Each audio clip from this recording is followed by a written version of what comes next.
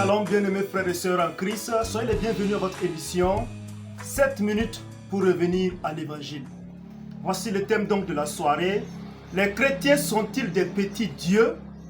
Aujourd'hui, la tendance actuelle, c'est de considérer donc le chrétien né de nouveau, devenu enfant de Dieu, comme possédant une certaine divinité en lui, comme ayant un rang de divin, de la classe divine, et donc est capable donc d'opérer donc dans le monde surnaturel, d'amener donc des choses qui n'existent pas à leur existence, d'impacter le monde invisible et donc d'agir de la même façon comme Dieu. Qu'est-ce que la Bible en dit? Et le verset sur lequel il s'appuie le plus souvent, c'est Psaume 82, verset 6, repris par Jésus donc dans Jean chapitre 10, verset 34. Où il est écrit, j'avais dit, vous êtes des dieux. Voici le contexte. Dans ce verset, Jésus répète donc le Psaume 82, verset 6, où à partir du verset 1, la Bible commence par présenter Dieu comme étant au milieu donc de l'assemblée de Dieu. Il ne s'agit pas donc d'une dénomination, il s'agit donc de Dieu qui siège au milieu donc des dirigeants des nations, auxquels il a investi donc l'autorité.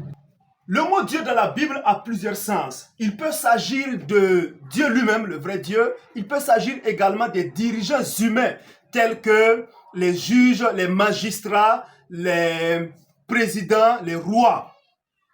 Et même des anges, par moments, sont qualifiés donc de Dieu. Des êtres humains, bien sûr, sont aussi qualifiés donc de Dieu.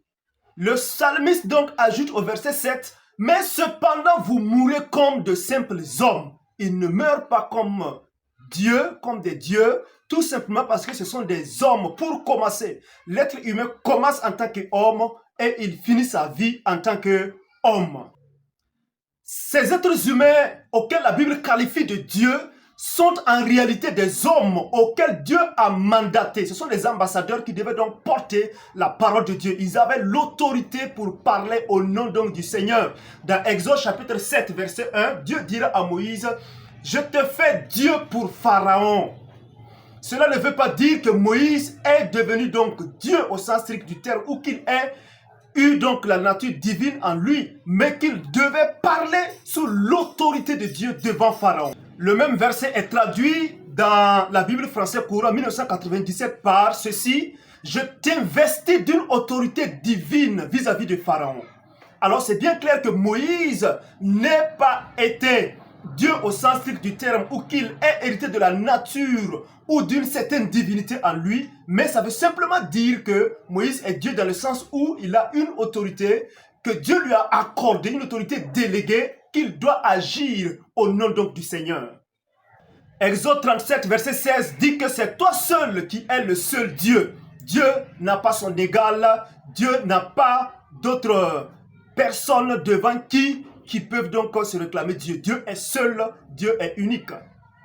Le deuxième passage sur lequel les prédicateurs de la doctrine des petits dieux s'appuient, c'est 2 Pierre chapitre 1 verset 4, qui dit ceci, lesquels nous assurent de sa part les plus grandes et les plus précieuses promesses, afin que par elles vous deveniez participants de la nature divine. Qu'est-ce que cela voudrait dire? Pour certains, participants de la nature divine veut dire que nous sommes de la classe de Dieu, du même rang que Dieu. Dieu nous a élevés par la nouvelle naissance, au même rang, aux mêmes classes que la divinité. Nous participons à la nature divine sur deux choses. Non pas en ayant la nature divine en nous, mais en partageant la vie éternelle de Dieu qu'il nous donne par la nouvelle naissance. Deuxièmement, nous participons à la nature divine lorsque nous revêtirons un corps glorieux comme celui de Jésus-Christ, un corps avec lequel nous allons passer l'éternité devant Dieu. Ainsi, pour Kenneth Hagin, par la nouvelle naissance, l'homme, le chrétien, devient une incarnation de Jésus-Christ de Nazareth. C'est une doctrine qui est aussi donc développée et relayée par Kenneth Copeland, par Benny Hinn, par Creflo Dollar. Ils enseignent donc la doctrine des petits dieux selon lequel chaque espèce se reproduit donc selon son espèce. Alors, un chien se reproduit selon son espèce, un chat selon son espèce, un cheval selon son espèce, Alors Dieu, en voulant créer l'homme, a parlé à lui-même et Dieu s'est reproduit selon son espèce, au point que les hommes qui ont été créés donc comme Dieu. Ainsi les hommes possèdent donc la nature divine, ils ont l'ADN de Dieu et ils se reproduisent selon cette espèce qu'ils ont héritée de la part de Dieu. L'homme a été créé et non procréé. Les animaux se multiplient selon leur espèce par la loi de la procréation, alors que l'homme a été créé. Il n'existe pas de nature divine qui a été transférée donc par l'homme au travers donc d'une ADN ou d'un transfert de divinité quelconque que l'homme aura hérité de la part de la divinité de la part de Dieu. Il existe une différence entre la création et la procréation. L'homme a été créé par Dieu alors que les êtres humains se multiplient sur la base de la loi de la procréation, transférant donc des gènes, leur ADN, d'une espèce à une autre espèce. Les êtres humains sont une création et Dieu n'a pas transféré une quelconque divinité en l'homme. Lorsque la Bible dit dans Genèse chapitre 1 verset 26, créons l'homme à notre image, cela ne voudrait pas dire que l'homme est hérité d'une certaine nature de Dieu, mais plutôt que l'homme est à l'image de Dieu sur 3 points essentiels. Du point de vue de ses attributs, l'homme partage les attributs donc de Dieu, ce que nous appelons les attributs communicables, tels que la miséricorde, tels que la patience, tels que la bonté, tels que l'amour. Ce sont des attributs que Dieu possède et que l'homme aussi possède. Voilà un point de vue d'attributs qui font de telle sorte que l'homme puisse partager l'image de Dieu. Toutefois, il y a des attributs qui sont propres à Dieu, ce qu'on appelle des attributs incommunicables, tels que l'omniprésence, l'omniscience, l'omnipotence de Dieu, tels que l'éternité de Dieu, tels que l'immuabilité de Dieu. Ce sont des attributs qui sont propres à la divinité, propres à Dieu seul, que l'homme ne pourra jamais partager, donc ces attributs qui relèvent de l'essence donc divine. Deuxièmement, d'un point de vue rationnel, l'homme ressemble à Dieu parce que l'homme est un être rationnel. Il a été créé avec une pensée, une émotion, avec une intelligence, doté donc d'une conscience, pouvant donc réfléchir. Ainsi, du point de vue rationnel, il agit comme Dieu, il est à l'image de Dieu. Un autre point sur lequel l'homme ressemble à Dieu, c'est du point de vue donc moral. L'homme a été créé bon, il a été créé sans péché. Comme Dieu est sans péché, il partage donc l'image donc de Dieu. D'où nous vient cette doctrine de petit Dieu, cette doctrine qui veut que l'homme soit comme Dieu. C'est une doctrine qui vient purement donc du diable. Genèse chapitre 3 verset 5, le diable dit à Adam et à Ève, Dieu sait que le jour où vous mangerez, vous serez comme Dieu.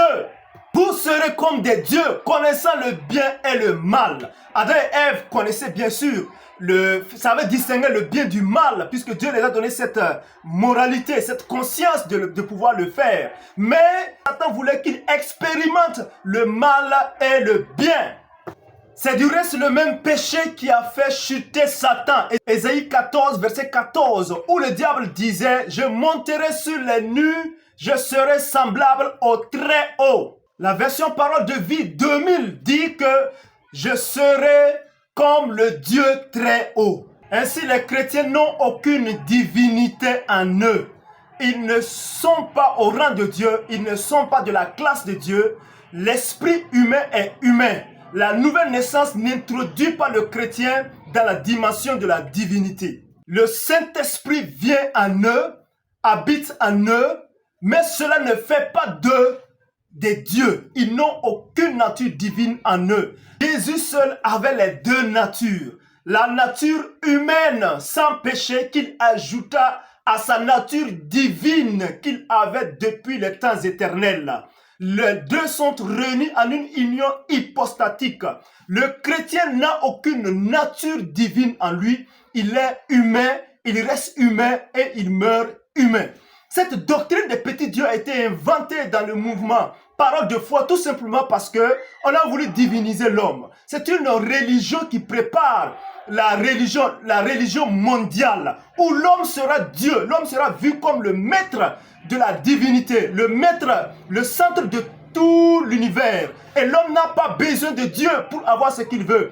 C'est à part ses pensées, par la puissance de ses pensées, il peut acquérir tout ce qu'il veut sur la terre. Il n'a pas besoin donc de Dieu. Dieu a fait sa part, il a fait sa création. Il revient à l'homme d'utiliser le pouvoir intrinsèque qu'il a, sa divinité, sa puissance, pour se créer un monde, pour attirer tout ce qu'il veut. C'est une religion qui vient donc du diable. Ce que l'apôtre Paul appelle la religion, la doctrine des démons.